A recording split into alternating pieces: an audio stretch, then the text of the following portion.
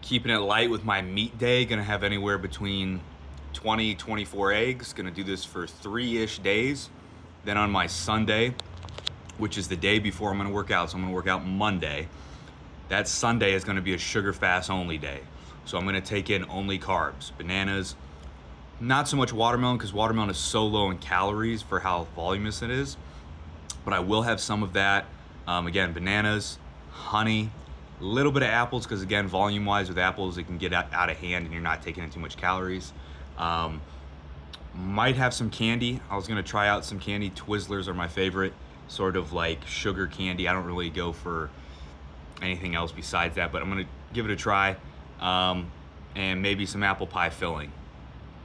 3 days, almost zero carbs, and then I'm gonna have that high carb day, but it's gonna be a sugar fast carb day.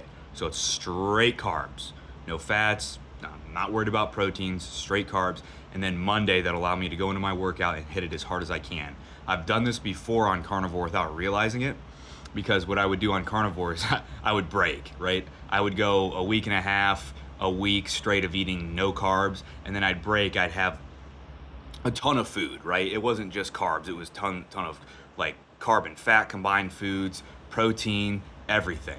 I'm gonna keep it strict with this where when I break my low carb days, I'm gonna break it with a sugar fast of only carbs. That'll keep my calories relatively low because there's no fats and there's no proteins, but I'm gonna have a straight direct energy source from the carbs that'll help me fuel my workout the next day.